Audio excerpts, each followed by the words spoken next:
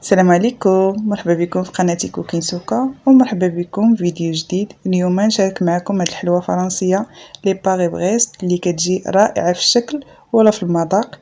فبقاو معايا كملوا فيديو للاخر باش تعرفوا المقادير وطريقه التحضير. غادي نبداو بكريم باتيسري هو الاول. غادي نحتاجو هنايا 4 المعالق ديال النشا، 2 بيضات، عندي فاني، عندي سنيده حسب الذوق على حسب الحلاوه اللي بغيتو نتوما، ونص سيطرو ديال الحليب. وغادي ندوزو للطريقه.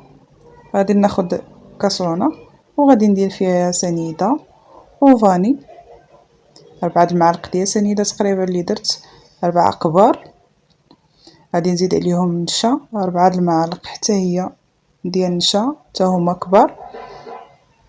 وغادي نزيد عليهم داك البيض 2 بيضات.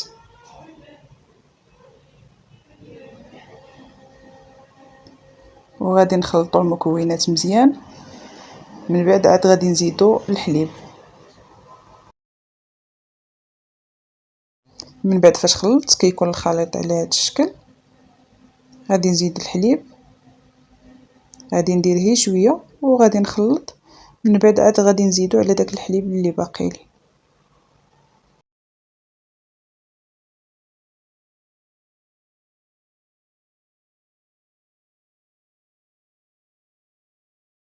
غادي نكب داك الخليط اللي خلطت على داك الحليب اللي باقي، وغادي نديرو فوق العافيه، وغادي نبقى نخلط ونحرك مزيان باش ما كيلصقش لينا كريم باتيسري في كاسرونه. غنبقى مستمره في التحراك حتى كيولي لي على هذا الشكل. من الاحسن نحركو بملعقه خشبيه باش ما كيتكتلش وباش ما كيلصقش ليكم. كما قلت لكم كاسرونه كيولي بحال هذا الشكل.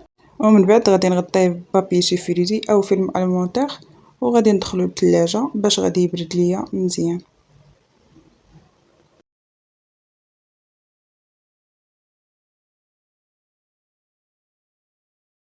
غادي ننتقلوا للعجينه ديال البطاطا. عندي هنا 150 غرام ديال الدقيق، معلقه كبيره ديال سنيده، معلقه صغيره ديال الملحه تكون عامره، وكاس ونص ديال الماء، نص كاس ديال الزيت، عندي 4 ديال البيضات متوسطين. البيض حسب العجين ديال البطاطا، سواء نحتاجو 3 او 4. وعندي اللوز للتزيين اللي غادي نزينو به لي باريبريست من الفوق.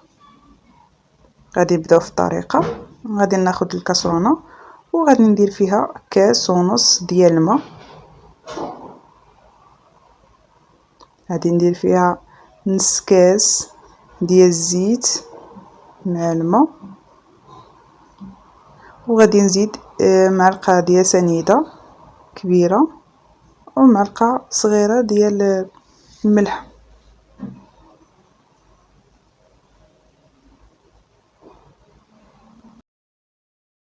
وغادي نخلط داك المكونات باش كتذوب ليا داك السنيده والملحه. ومن بعد غادي نديرو فوق العافيه باش كيغلى ليا داك الماء مزيان. عاد غادي نزيد الفرص، غادي ندير داك الفرص كامل وكنبقى نخلط على هذا الشكل بملعقه خشبيه حتى كيتكون ليا عجين ملس. ما توقفوش على التحراك، تبقاو تحركوا بحال هذا الشكل حتى كيرجع لكم العجين بحال هكا.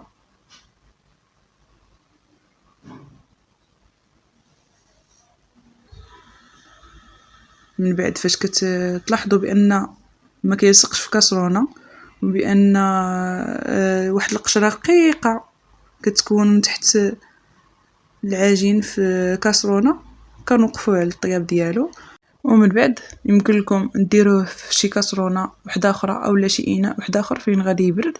انا نخليه هنايا وغادي نضربه بالطراب بحال هكا باش كيبرد ليا الخليط مزيان. عاد من بعد فاش كنتاكد بان الخليط برد ليا مزيان، غادي نبقى نزيد البيض.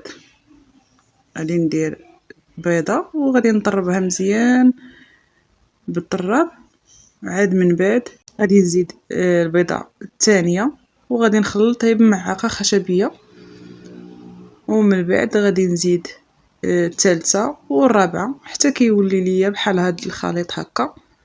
على هاد الشكل هكا، كنقيسو فيه كيلصق لينا في يدينا، وغادي ناخد بوش وغادي ندير فيه داك العجين كامل.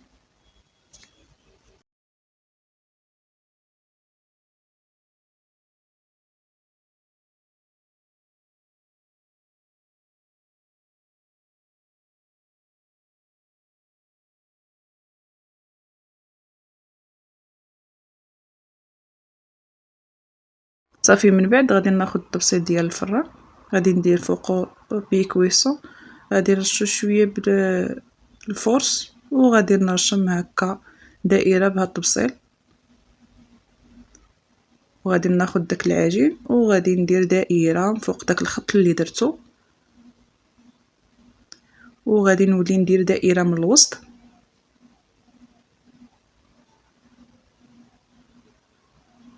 على هاد الشكل بحال هكا، وغادي نولي ندير دائره من الفوق منهم ما بيناتهم بجوج بحال هكا.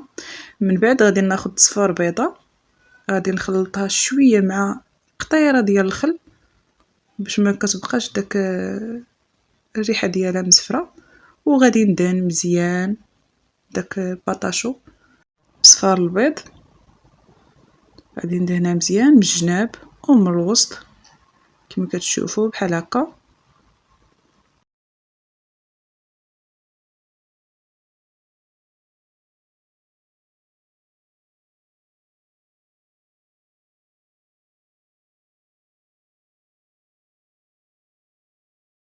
وصافي من بعد فاش كندهنها مزيان غادي نجيب اللوز وغادي ندردر عليها مزيان، غادي نعمرها مزيان باللوز من الفوق من الوسط ومن الجنب، وغادي ندخلها للفران على عافيه مهيله، ما تكونش مجهده بزاف باش كطيب لكم مزيان وما كتبقاش معجنه من الوسط وكتخوى من الوسط، كتجي خاويه من الوسط وزوينه.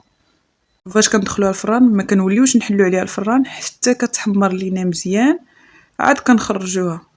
ما تحلوش عليها تبقاو كل دقيقه كطلعوا عليها، راه ما غاديش تنفخ لكم وغادي تفش، ما غاديش تجي طايبه مزيان، غادي تبقى لكم خضره من الداخل. تقريبا كتاخذ ليا انا ساعه الا ربع اولا ساعه قل القسم، حيت عندي الفران ديال الغاز. نتوما الا كان عندكم فران ديال الضوء غادي تاخذ لكم هكاك شي نص ساعه هكاك. المهم من بعد غادي ناخذ الكريم باتيسري اللي خدمنا في الاول وغادي نزيد عليه معلقه ديال البخال، يعني تكون عامره كبيره، غادي نخلطها بالطراب وغادي نردو للثلاجه على ما كنخرج لي بطاشو.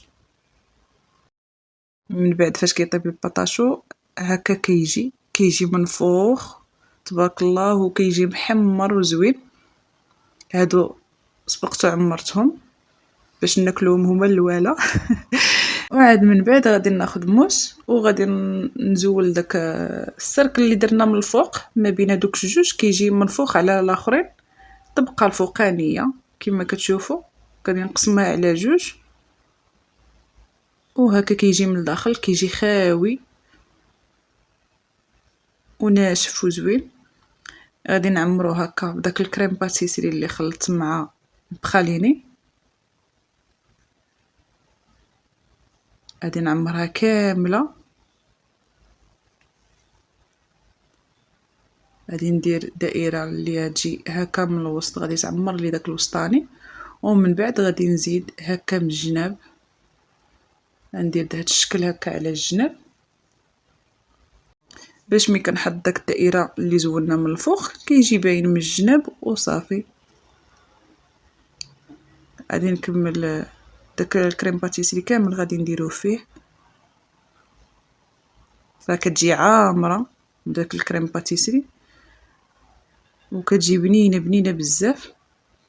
غادي نجيب داك الدائره اللي درنا من الفوق اللي زولنا زعما من الفوق وغادي نردها لبلاصتها، وغادي نجيب شويه ديال السكر كلاصي وغادي نرشو كتزيين من الفوق، وهكا كيكون الشكل النهائي ديالها. كتجي زوينه في الشكل كما كتشوفوا، وكتجي حتى في المذاق لذيذه بزاف.